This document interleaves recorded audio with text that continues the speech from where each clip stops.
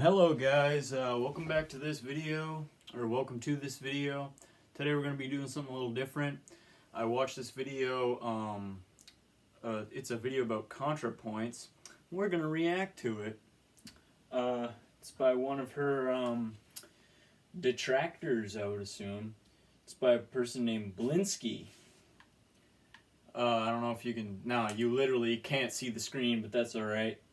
The audio is all that matters, because we don't make ad hominem attacks on people's appearances on this channel. But here we go. It's called ContraPoints Will Change. Opinion from a male to female who detransitioned. So this is a trans woman who detransitioned back to a man. So this is just a cis man now again.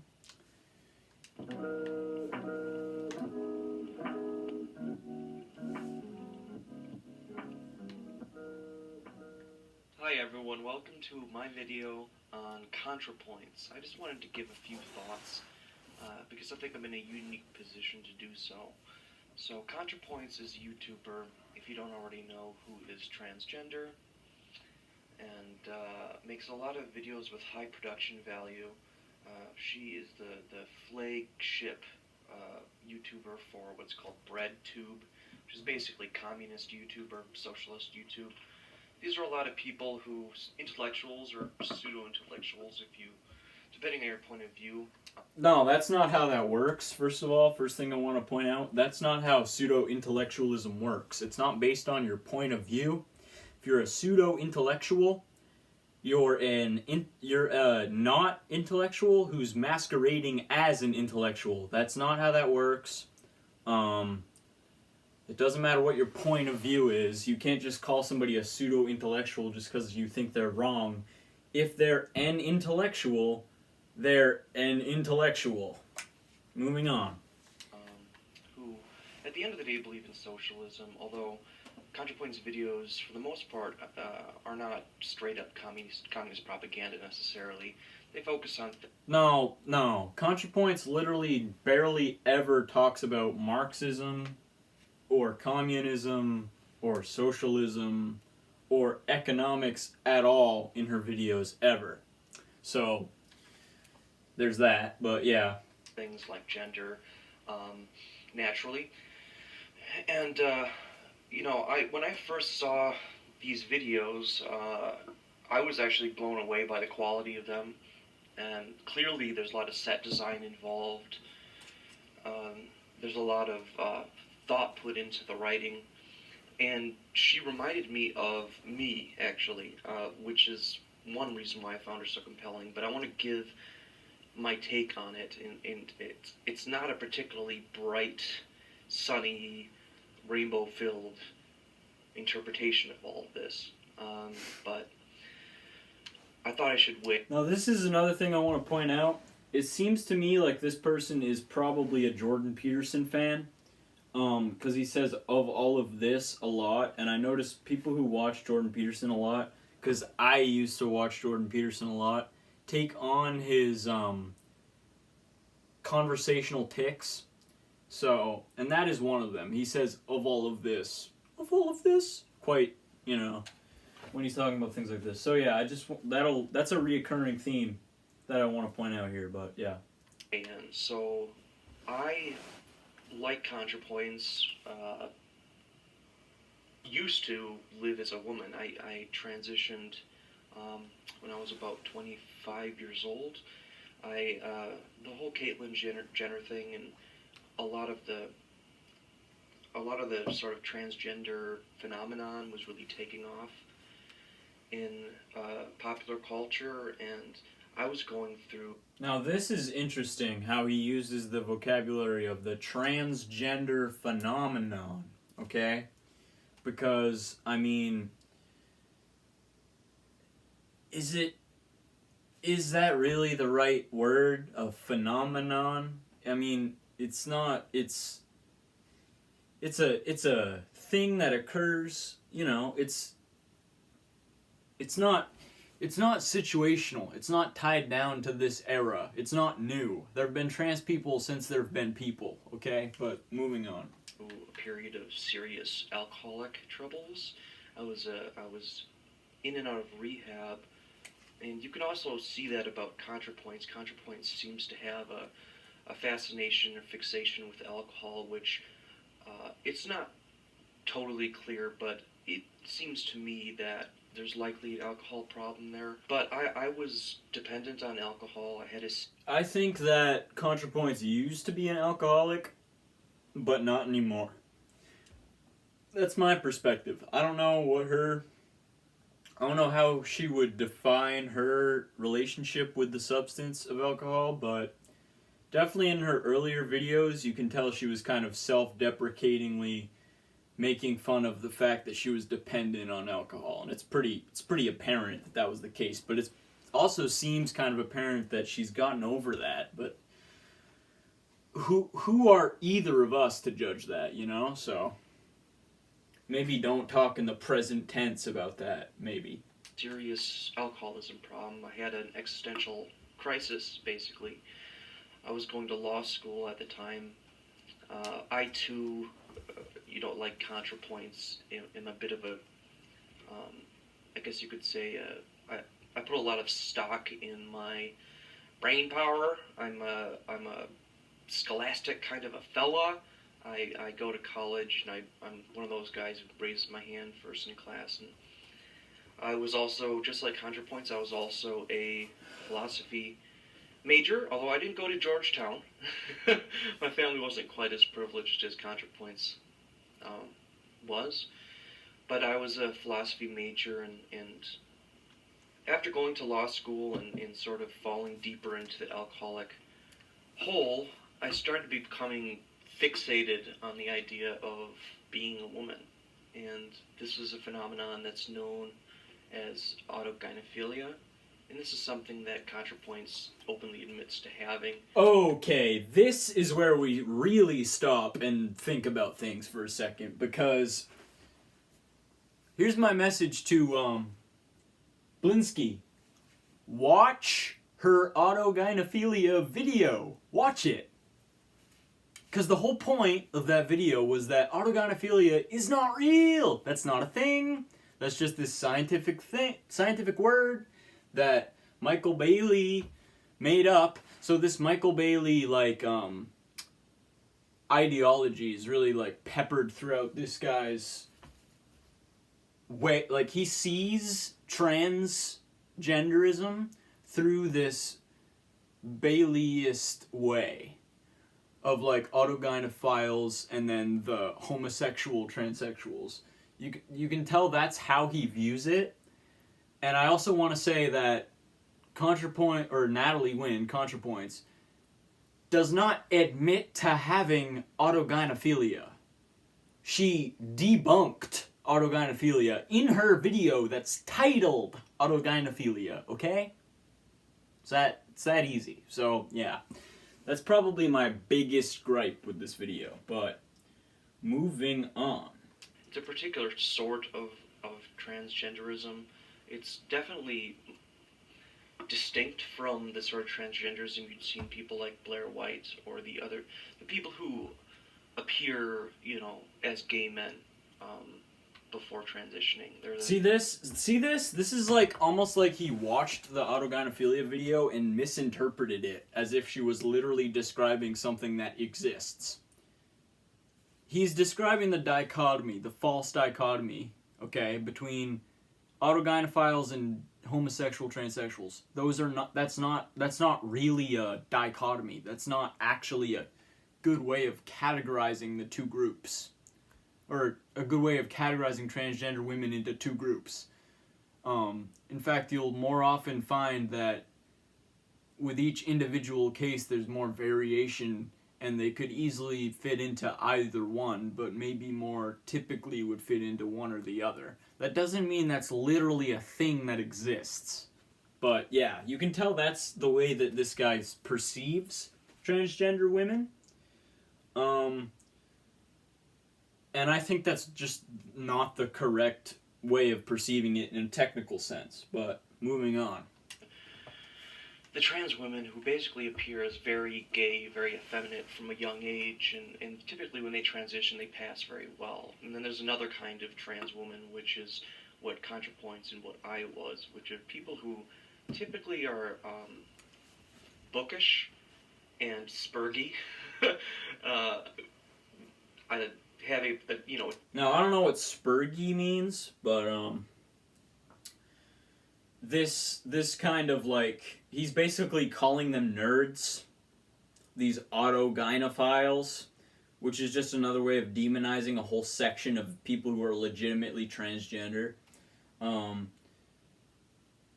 that's just such, this way of viewing things is just so incorrect, because it just boxes people in, and one of the boxes is just like, let's just load them with every negative thing we can find. Like, oh, they're nerds, they're uglier, they don't pass as well, so we can just toss you aside into this category. This type of thinking about transgenderism is really toxic, and I assume it's quite hurtful to a lot of people. But the important part is that it's not an accurate way of thinking about the issue. But let's go. Decent smattering of autism, and develop a sexual fixation on the idea of being a woman. See, there's a lot of these myths circulating about it, about like, oh, they're just autistic, they're not actually transgender, or oh, it's just a sexual fetish. Like, obviously, I'm not gonna do Contra's job for her, but obviously there's a sexual component to being a trans woman. But it's also quite fucking obvious that it's not all sexual. So, yeah, moving on, though. Playing the role of a woman in sexual contexts. And I don't want to shame that. I mean, that's something that I still have. It's actually been with me ever since I was young. Ever since I went through puberty, that was my fixation, was always playing the role of a woman. So the question was, well, how do you actually deal with that? So at first I went and I transitioned. I took hormones and the whole bit. I lived as a woman for 3 years, full-time, dressing. Went to school. I had my name legally changed. I basically did everything except for the actual surgery, so to speak. Thankfully, I didn't go forward with that. But I think I started to become more realistic about what I wanted my life to look like going forward. And so, after detransitioning, I don't want to give the impression that I think transgender people are invalid or anything like that. I want everyone to have the happiest life that they can have. And I think there are people, I know some people, friends of mine, who are transgender, male to female and female to male, who seem very comfortable in that sort of role, and I wish them the best, and I have no ill will toward them. But in the situation of someone like ContraPoints, I just worry because I see a lot of my stuff, the spurginess, the bookishness, the alcoholism/drug addiction. I don't believe ContraPoints is going to stick around very long. Okay, so let me just say something up front here. It's very easy to perceive similarities between yourself and a YouTuber, for example. It's very easy to relate to art, because that's really one of art's functions. And what is ContraPoints doing? Well, she's basically a filmmaker. She's making short films at this point. That's really what she's doing. So it's very easy to kind of like see yourself in art. So, like, I feel in a similar way to Contra as much as I know about her as well, a little bit. She's kind of relatable to us nerdier, kind of like,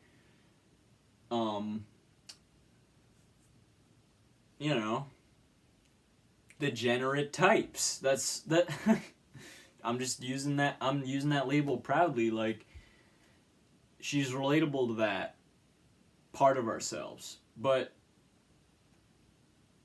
it's important to know that her journey is not your journey. So, just, like, realize that, and realize that your circumstances in your lives are two completely different things, no matter how similar you are or how much you perceive to relate to the art. But moving on, this video is going to be quite long by the looks of things. I think this is a path that's going to lead to destruction, in my opinion. I don't think this is a sustainable kind of a thing. The kind of people... Now, he's saying this because this is also what he says about his own experiences. He said that it wasn't a sustainable lifestyle for him. But I want him to realize the possibility that maybe ContraPoints' lifestyle is sustainable for her. But moving on. The autogynephilic people like me, like ContraPoints, who go forward in transition, there's a distinct number of outcomes. There's mine, where you sort of, for lack of a better word, kind of red pill yourself. And now this part, we're about halfway through the video now. This part really explains a lot. This part really has a lot of explaining to do about this entire situation, because he uses the word red pilling himself. And that makes me think that he discovered all of this Michael Bailey autogynephilia theory shit after he detransitioned, or during the detransitioning. And he also just fell into some, and you'll hear at the end of the video, he admits to this. He probably fell into some right-wing politics and right-wing ideology and right-wing thinking as well, around whatever time that would be. So,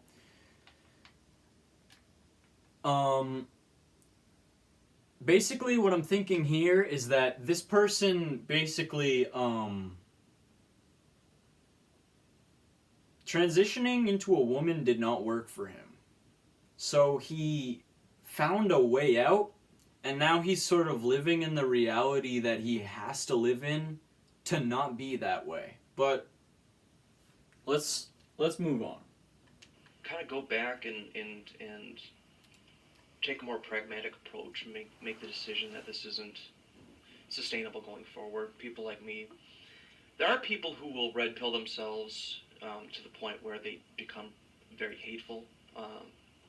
I have not gone that far or anything like that. I'm not a hateful person. Well, that's true as well. I'll get a little bit and I don't think that he's a hateful person. I'm not even gonna call him a transphobe in this. I don't think he's a transphobe at all. That's not what this video is about, if I even have to say that part. But there was a time during my sort of identity breakdown of last year, 2018 that would be, I don't know when this video will go up, but where I basically felt like I was either going to go full woman or I was going to go full transphobe. And basically, like, I know what he means there, where it's like you red pill yourself into hatred. I thought I might go down that path, because what that is that's internalized transphobia, okay? Causing you to externalize it. That's what those people are like. That's why those people exist. Because they internalize it, because they hate themselves. It's the politics of self-loathing, which is really, like, you find that a lot in red pill communities of marginalized people. Because these internalized prejudices exist across the board with racism and homophobia and Islamophobia even, and all of them. So, moving on. So that's one outcome. Another outcome is descent into narcissism and oftentimes bitterness. Now, I want to say something else about what he's describing here. He's describing what he perceives to be the possible outcomes of an autogynephilic transition. Now, as I said before, my position is that autogynephilia is not a real thing, and that diminishing the experience of 50% of trans women to literal self-attraction is not a good idea and is not an accurate way of looking at things. Now, he thinks that you either red pill yourself and go that direction, or you go the direction of narcissism. And now there's this other thing that I noticed, because I just watched this really long video that somebody else made about ContraPoints. And it seems like there's this perception and this assumption where they just assume the worst in her, and they think that she's a narcissist.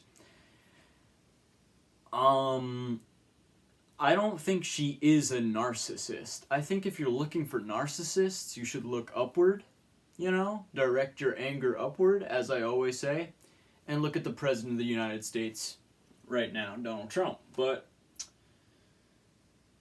And also compare her to Trump and see what you find. They're opposites. But anyway, moving on. That's not my best point in this video, obviously. But, this assumption that ContraPoints is narcissistic, or that autogynephilic transsexuals are narcissistic, is probably bullshit. It's not narcissism. Having a lot of self-introspection and being really into understanding yourself is not narcissism. Moving on. Which happens with autogynephiles. We do see a descent into some sort of narcissism, although I think ContraPoints has been that way for a while. The points of her videos seem to increasingly focus on transgenderism itself rather than political subjects. And do you expect all of her videos to be political? And if you do, why the fuck would you? Right? Also, she's one of the most beautiful, most passing trans women on YouTube with one of the widest audiences. So why wouldn't she make videos about her community? Her people. Trans people. Anyway. There's a clear fixation on her own appearance and a clear fixation on vanity. No, it's not vanity. There's a fixation on her appearance because I can tell she hates her own appearance. Again, this is just... Oh, okay, God. Just looking at yourself in the mirror once is not vanity. It's not... I don't know why I have to explain this, but I don't know why it's being mentioned, but anyway. A lot of the videos are filler. They're not, intellectually dense. You have to wait 2-3 minutes between any substantive points she makes. And it's... Wrong. That part might not be wrong, but the whole video is not filler. Every video has a fucking, thesis. Every video has a point to make. So I don't understand... I don't understand calling her videos, most of them, filler. Because they're not filler. I also don't understand why all of ContraPoints' detractors don't understand her sense of humor at all. They expect her to just drone on for hours and hours. If she did that, no one would watch her. And she actually makes that point in the aesthetic video, among others. So, goddamn. It's like they watch her and don't listen to literally anything she actually says. Part of the production value thing, but I think it's also a sign of vanity. And vanity isn't necessarily a bad thing. But, so there's that. There's the sort of descent into narcissism. And one thing that can result in is serious isolation, which I do think is something that ContraPoints is prone to. I also am prone to that. ContraPoints is an introvert, okay? And I know this because she literally said on one of her live streams that her Myers-Briggs type is an INFP. I am also an INFP. We isolate. We're introverted. It's not because we're vain, but anyway. These are the kind of people who will probably never find a sexual partner or you know, That's bullshit. ContraPoints says on many occasions that she has many sexual partners, and it seems like since she was sexually active, she always has. will never marry anyone, never sort of be a lone wolf type. And I mean, these days that's what I'm like, but I think Contra is probably destined for a similar path. Then the unfortunate other alternative for people like this, and I really hate to say it, is suicide, and it's really hard to tell because based on what we see here on the internet, because what you put on the internet is oftentimes your best self. I don't know what Contra's mental status is like, but Contra's gone further down the rabbit hole than I did. Notice how he actually admits there that he doesn't know what ContraPoints' mental status is like, but he makes assumptions about it repeatedly by calling her a narcissist and calling her vain and saying she isolates. Anyway. She's gone. I believe she has had surgeries on her face and on her private area, and that there's really is another inaccuracy. ContraPoints has not had bottom surgery. Moving on. Not a lot of going back at this point, and I believe that she's also pursuing this YouTube thing as a full-blown career. So, I just I hope she doesn't come to that. I hope she can reach out. I know for someone like me, one hard thing with detransitioning was having so much pride in being ashamed to admit that maybe I was wrong in a deep and profound way, and that I need to seriously reevaluate my life going forward. But I think, if ContraPoints can manage to stay away from chemical use, she can probably get by okay. It's just that these sort of, I've noticed this pattern in myself. It's just like sometimes I feel like I'm looking at a mirror when I'm looking at ContraPoints. Here, I'll give you a quick look at what I actually looked like.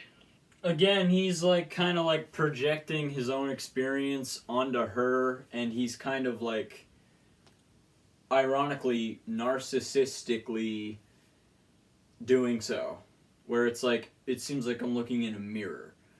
I think that he should really realize the fact that she's not you, but yeah. This is me in my transgender time. Law school, gun range, singing on the guitar, motorcycle, law school.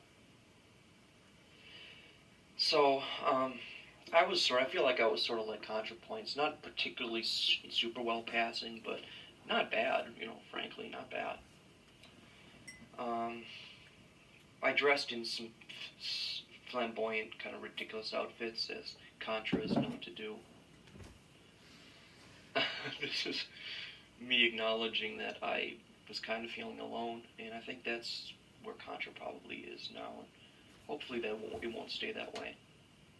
See, I don't think that ContraPoints is really like at a lonely point in her life. I think that and we're almost done here, guys, I hope. There's only about, 4 minutes left of this video, and I'm kind of rambling on for a half hour on this subject, on this video. But, Contra has friends, Contra has fucking Ollie from Philosophy Tube, who, they're basically, fuck buddies at this point. Just Theron, and they're basically fuck buddies at this point as well, although Theron does have a partner now. And she has Lindsay Ellis, and she has and H-Bomb, and all those other BreadTube people that he literally mentioned before. So, why?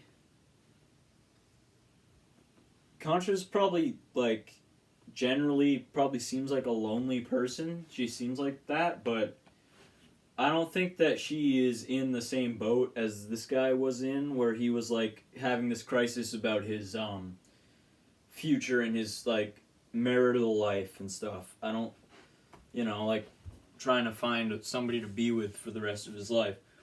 I don't think that Contra has that on her mind at this point. But anyway. But,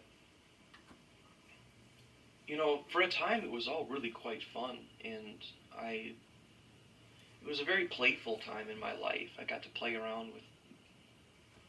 No, I'll be honest. When this guy was a woman, he passed quite well. But, yeah, that's just my little compliment of the day. Drugstore... Keep going. Makeup kits. But, and I was hanging out in a sober house full of gay men and other trans women, and we sort of had a LGBT blast in the city.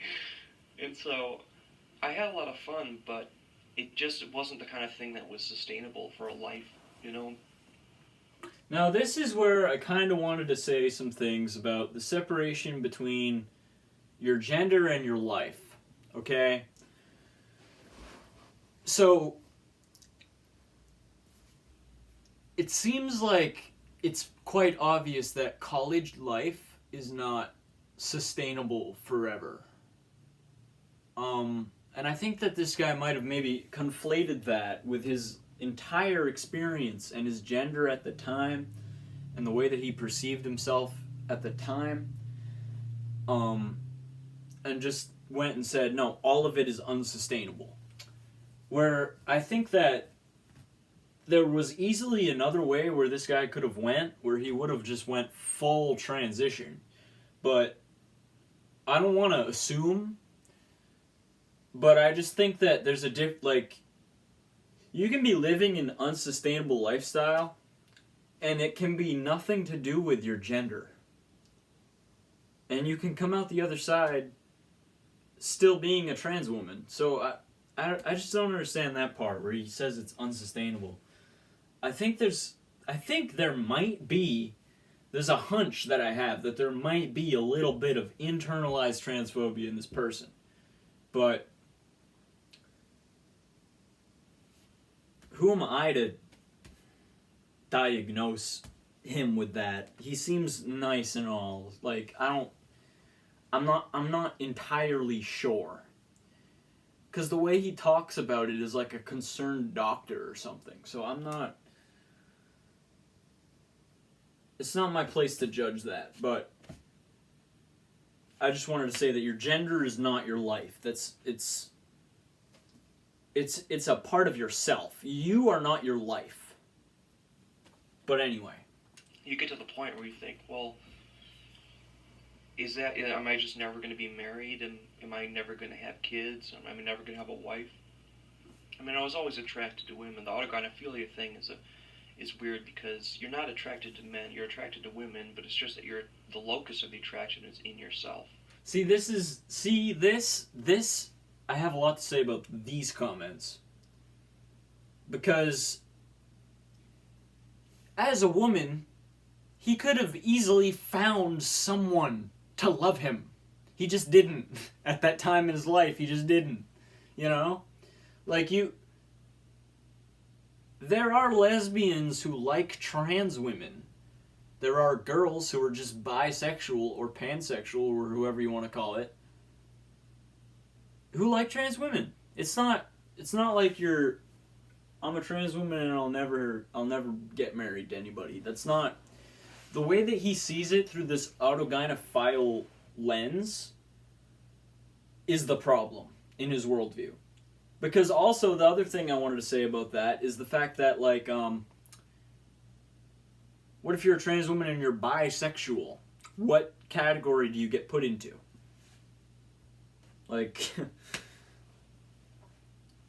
Yeah, and also the nucleus of the attraction is in yourself part. That's just a way of diminishing the experience. There's no way of proving that. But anyway. So, you end up in this weird predisposition where you're kind of like almost attracted to yourself in a way. Although with the hormones, your sex drive is almost totally demolished. I wanted to go back. I didn't want to live this alternative lifestyle, you know? I wanted to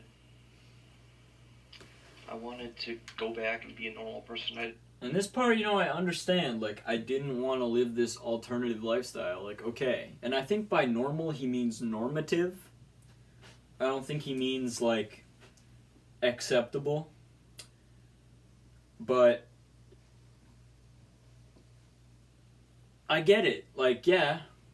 Okay, fine. Like, yeah, do you. Like, I'm not trying to get you to transition into a woman again. 'Cause it seems clear to me that that's not what you need. Or what you want, or how you perceive yourself. But it also seems to me like the way that you view transgender women is incorrect. I felt like I was playing pretend, you know. I was going out in public and kind of putting on a mask. It was a mask, you know. And ultimately... Now this part is like, when he says mask, it's like, yeah, it was probably correct for you to detransition for yourself then, because otherwise you'd feel like you had a mask on now as a man if you were an actual trans woman. But yeah, so that leads into my confusion about this person. Like, is he a trans woman who didn't get it, or is he actually a man?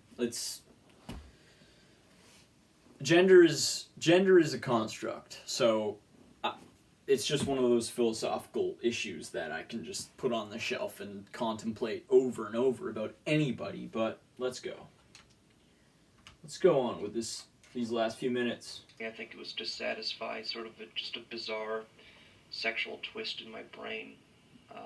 It wasn't perverted in the sense, and I'm not like some sort of, you know, dangerous sexual deviant. I suppose it's sexual deviancy, but it's not the kind that would be dangerous to anyone else. But it was a peculiar twist in my mind that led me down this path. And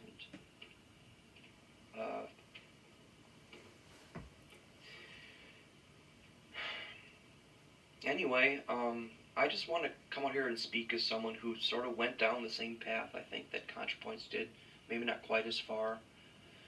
Came out the other side, detransitioned, expressed that I worry, you know, about people like ContraPoints, and I don't want people like ContraPoints to influence people to behave the way that she behaves, frankly, because I don't think it's No, I have no fucking idea what he means by behave the way that she behaves. Like, like, the way you feel about yourself is not a behavior. So if you're worried that she's gonna turn more people into autogynephiles, then just shut the fuck up. Like, that's not how it works.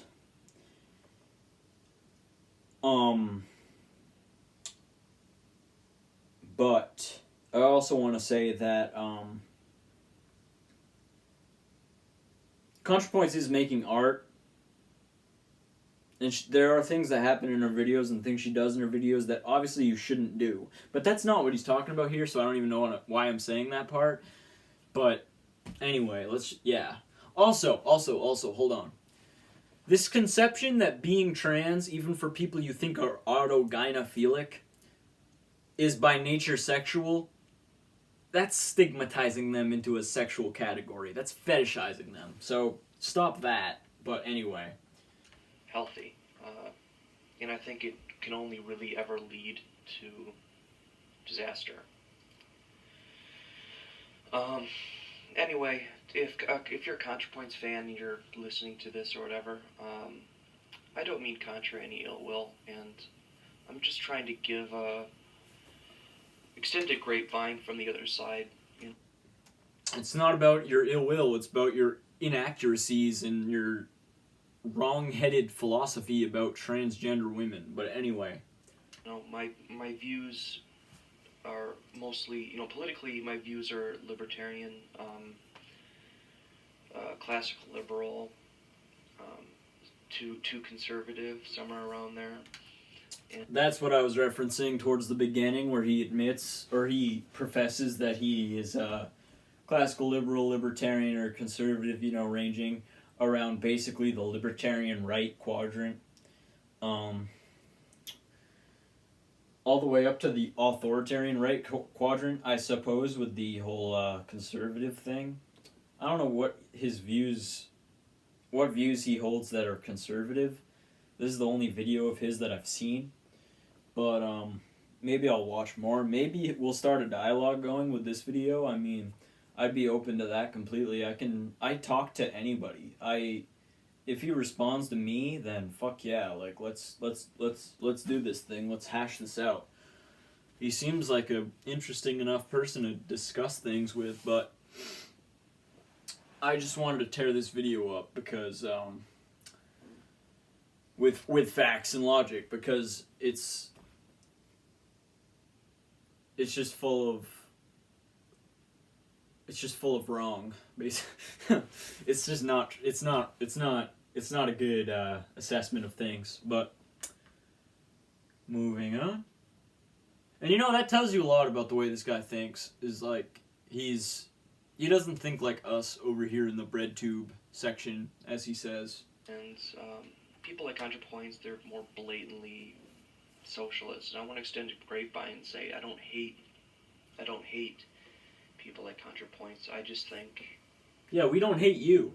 They have some working on themselves to do, and I hope that I'm wrong. And see, he says they have some working on themselves to do. That's a Jordan Peterson thing. This guy, I can tell, started watching the old JBP, and that he basically did the reverse of what I did, where it was like I was in the Jordan Peterson camp, and then started watching ContraPoints, and my whole life just went like whoosh, different direction. I think he was in more of like the social justice camp, maybe, and then started watching Jordan Peterson and detransitioned and went pew in like total opposite directions. But that's just a theory, a game theory. Anyway, this is gonna be happy for the rest of her life. But anyway, that's all I had to say on the subject. This video is probably already way too long, so my video is way too long. Say goodbye to you guys. Yeah, that would be all. That would be that video. Sorry it took so long. I literally thought this was gonna be like a 6-minute video or so, but thank y'all for watching, and I will see you next time in the next video that we do. So sayonara, boys and girls and others.